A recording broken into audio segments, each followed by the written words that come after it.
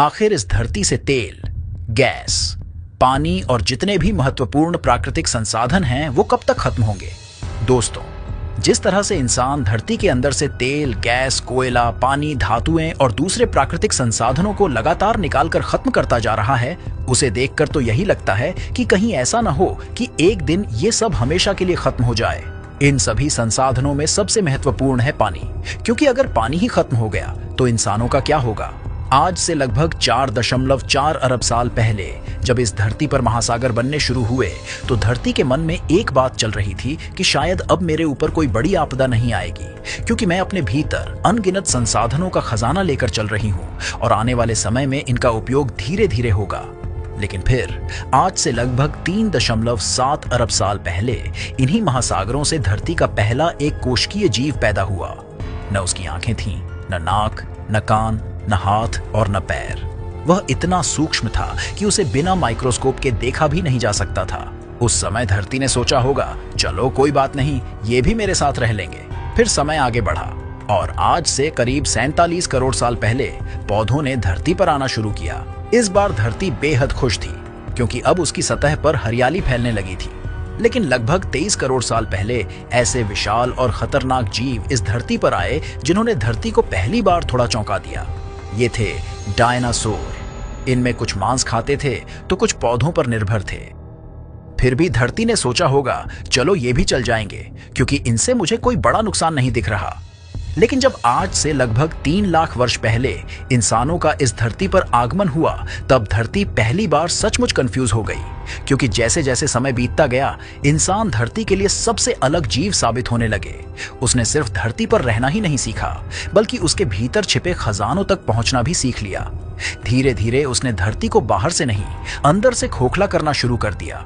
और आज इसका सबसे बड़ा सबूत यही है कि दुनिया भर के लोगों के मन में एक ही सवाल घूम रहा है, आखिर इस धरती के तेल, गैस, पानी और बाकी सभी महत्वपूर्ण प्राकृतिक संसाधन कब तक खत्म हो जाएंगे? दोस्तों, धरती के कुछ संसाधन आने वाले समय में खत्म भी हो सकते हैं और कुछ नहीं भी, क्योंकि ये संसाधन 2 प्रकार के हैं। इनमें पहला रिन्यूएबल संसाधन और दूसरा है नॉन रिन्यूएबल संसाधन। रिन्यूएबल संसाधन वो होते हैं जिन्हें प्रकृति समय के साथ दोबारा बना सकती है, जैसे सूरज की ऊर्जा, हवा, पानी, जंगल। अगर उन्हें दोबारा उगने का समय मिले तो इन सभी का इस्तेमाल तो किया जा सकता है, लेकिन अगर इन्हें प्रकृति की क्षमता से ज्यादा तेजी से नष्ट किया जाए तो ये भी संकट में आ सकते हैं। लेकिन यहाँ एक बात समझना बहुत जरूरी है, पानी पूरी तरह खत्म नहीं होता।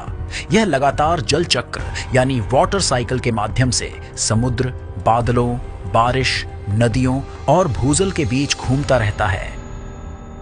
लेकिन फिर भी आज दुनिया पानी के संकट की बात कर रही है, क्योंकि समस्या पानी के खत्म होने की नहीं, बल्कि पीने योग्य मीठे पानी की है। क्योंकि धरती के अधिकांश पानी को हम सीधे पी ही नहीं सकते, क्योंकि या तो ये दूषित होते हैं या तो ये खारे होते हैं। इसके बाद नॉन रिन्यूएबल संसाधन वो होते हैं जिन्हें लेकर वैज्ञानिक हमेशा चिंतित रहते हैं, जैसे तेल, प्राकृतिक गैस, कोयला, यूरेनियम और धरती के अंदर छिपे कई कीमती खनिज। इन सभी संसाधनों की सबसे बड़ी समस्या यह है कि इन्हें बनने में करोड़ों साल लगते हैं, लेकिन इंसान इन्हें कुछ ही दशकों में इतना अंधाधुंध इस्तेमाल कर रहा है कि अगर ये खत्म हो गए तो इन्हें दोबारा बनने का इंतजार करना मानव सभ्यता के लिए लगभग नामुमकिन होगा। चलिए देख लेते हैं कि इन सभी संसाधनों में सबसे पहले आखिर किसका संकट आएगा।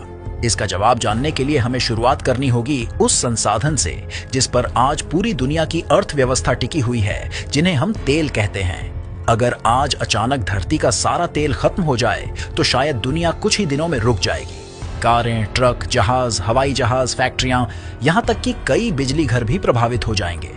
यानी आधुनिक दुनिया का एक बड़ा हिस्सा आज भी तेल पर टिका हुआ है। लेकिन क्या आपने कभी सोचा है कि जिस तेल को हम कुछ ही मिनटों में जला देते हैं, उसे बनने में कितना समय लगा होगा? असल में करोड़ों साल पहले समुद्रों में रहने वाले छोटे छोटे जीव और पौधे मरने के बाद समुद्र की तलहटी में दबते चले गए। समय के साथ उनके ऊपर मिट्टी और चट्टानों की मोटी परतें जमा होती गईं। जब करोड़ों वर्षों तक उन पर बहुत ज्यादा दबाव और गर्मी पड़ती रही तो धीरे धीरे वही जैविक पदार्थ कच्चे तेल यानी क्रूड ऑयल में बदल गए। यानी जिस पेट्रोल या डीजल का हम आज इस्तेमाल कर रहे हैं वह डायनासोरों के समय या उससे भी पहले के जो जीव थे उनके समय से बनते हुए आ रहे हैं। लेकिन इंसान जिस रफ्तार से तेल निकाल रहा है वह उसकी बनने की रफ्तार से लाखों गुना ज्यादा है। दुनिया हर दिन लगभग 10 करोड़ बैरल यानी करीब 16 अरब लीटर तेल इस्तेमाल करती है, यानी हर एक सेकंड में 1100 से भी ज्यादा बैरल तेल खत्म हो जाता है। और जब तक आप इस वीडियो का सिर्फ 1 मिनट का हिस्सा देखेंगे तब तक दुनिया लगभग 70,000 बैरल तेल जला चुकी होगी।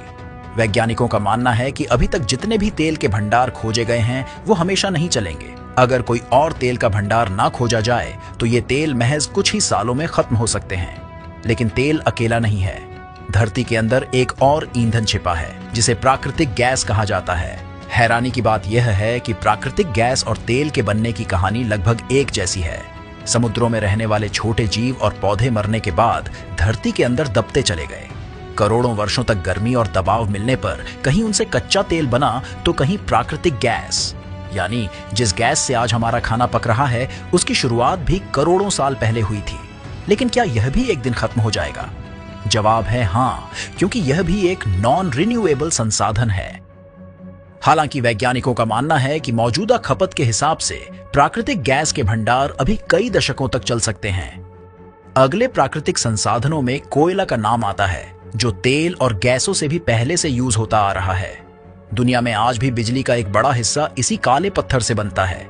आज से लगभग 30 से 35 करोड़ साल पहले धरती पर विशाल जंगल हुआ करते थे। समय के साथ भूकंप, बाढ़ और दूसरी प्राकृतिक घटनाओं के कारण ये जंगल मिट्टी के नीचे दबते चले गए। फिर करोड़ों वर्षों तक धरती के अंदर मौजूद गर्मी और अत्यधिक दबाव ने इन्हीं पेड़ पौधों को धीरे धीरे कोयले में बदल दिया। यानी आज जिस कोयले को हम जलाकर बिजली बना रहे हैं वह कभी करोड़ों साल पहले इस धरती पर खड़े विशाल पेड़ थे। क्या कोयला भी एक दिन खत्म हो जाएगा? जवाब है हाँ। हालांकि वैज्ञानिकों का अनुमान है कि मौजूदा भंडार और वर्तमान खपत के आधार पर दुनिया के पास अभी 100 साल से भी ज्यादा कोयला उपलब्ध हो सकता है। लेकिन यह खपत नई खोजों और ऊर्जा नीतियों के अनुसार बदल भी सकता है। अगर आप किसी से पूछें कि धरती का सबसे महत्वपूर्ण प्राकृतिक संसाधन कौन सा है, तो शायद ज्यादातर लोग एक ही जवाब देंगे, पानी। क्योंकि तेल के बिना इंसान कुछ समय तक जी सकता है, लेकिन पानी के बिना नहीं। इसीलिए जब लोग सुनते हैं कि दुनिया पानी के संकट की ओर बढ़ रही है तो उनके मन में सबसे पहला सवाल आता है, क्या सच में एक दिन धरती का सारा पानी खत्म हो जाएगा? दोस्तों, धरती का पानी अचानक गायब नहीं हो जाएगा, बल्कि यह हमेशा लगातार एक चक्र में घूमता रहता है, जिसे वाटर साइकिल कहा जाता है। समुद्रों का पानी सूरज की गर्मी से भाप बनकर आसमान में जाता है, फिर बादल बनते हैं, बारिश होती है, पानी नदियों, झीलों और जमीन के अंदर पहुंचता है और आखिरकार फिर वापस समुद्र में लौट जाता है। यानी धरती पर मौजूद कुल पानी की मात्रा लगभग वही रहती है, बस थोड़ा बहुत वेस्टेज होता है।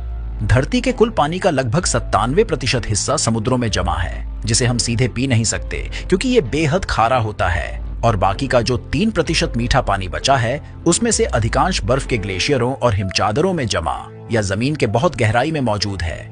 यानी इंसानों के लिए आसानी से उपलब्ध पानी धरती के कुल पानी का बहुत ही छोटा हिस्सा है। और यही छोटा सा हिस्सा आज बढ़ती आबादी, प्रदूषण और जरूरतों के कारण लगातार दबाव में है। यानी डर इस बात का नहीं है कि धरती का पानी खत्म हो जाएगा, डर इस बात का है कि हमारे इस्तेमाल लायक साफ पानी कम पड़ सकता है। धरती के ग्राउंड वाटर के साथ भी आज कुछ ऐसा ही हो रहा है।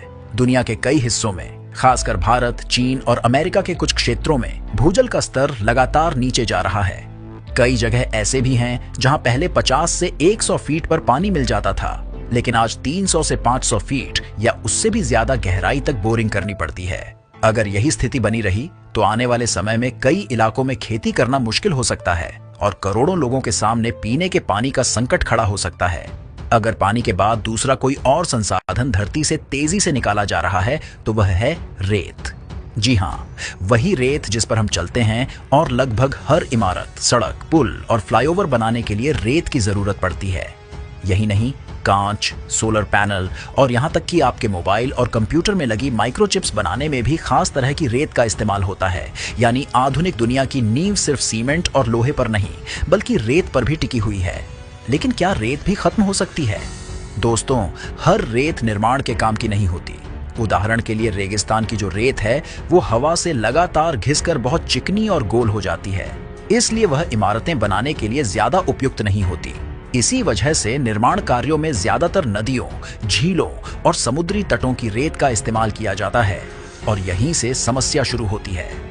दुनिया के कई हिस्सों में जरूरत इतनी तेजी से बढ़ रही है कि नदियों से बड़े पैमाने पर रेत निकाली जा रही है। कई जगह तो अवैध रेत खनन भी एक गंभीर समस्या बन चुका है, यानी रेत पूरी धरती से खत्म नहीं होने वाली, लेकिन सही जगह की सही रेत की कमी आज एक वास्तविक चुनौती बनती जा रही है। अब सवाल उठता है, आखिर दुनिया के सबसे बड़े प्राकृतिक संसाधन किस देश के पास हैं? दोस्तों, अगर सिर्फ तेल की बात करें तो सबसे बड़े प्रमाणित भंडार वेनेजुएला के पास हैं, जहां लगभग 303 अरब बैरल तेल मौजूद है। इसके बाद सऊदी अरब के पास लगभग 267 अरब बैरल तेल मौजूद हैं। इसके बाद ईरान के पास लगभग 209 अरब बैरल तेल मौजूद हैं। फिर कनाडा है जिसके पास 163 अरब बैरल तेल मौजूद है। इराक के पास करीब 145 अरब बैरल तेल के भंडार हैं। इसके अलावा प्राकृतिक गैस के मामले में रूस के पास लगभग 38 ट्रिलियन घन मीटर, ईरान के पास 32 ट्रिलियन घन मीटर और कतर के पास करीब 24 ट्रिलियन घन मीटर गैस के भंडार मौजूद हैं। अगर कोयले की बात करें तो अमेरिका के पास लगभग 250 अरब टन, रूस के पास 162 अरब टन, ऑस्ट्रेलिया के पास 149 अरब टन और चीन के पास करीब 143 अरब टन कोयले का भंडार है। वहीं लिथियम का सबसे बड़ा भंडार चिली के पास है, जो कि लगभग 93 लाख टन के आसपास माना जाता है, जबकि ऑस्ट्रेलिया के पास 70 लाख टन और अर्जेंटीना के पास करीब 40 लाख टन लिथियम मौजूद है।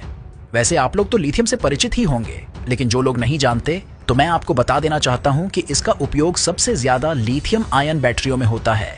इसके बाद इलेक्ट्रिक गाड़ी, सौर ऊर्जा, दवाइयों, एरोस्पेस, विमान और अंतरिक्ष यानों में होता है। सिर्फ 1 किलोग्राम लिथियम से बनी बैटरी एक इलेक्ट्रिक कार को लगभग 5 से 10 किलोमीटर नहीं बल्कि सैकड़ों किलोमीटर तक चलाने में योगदान दे सकती है।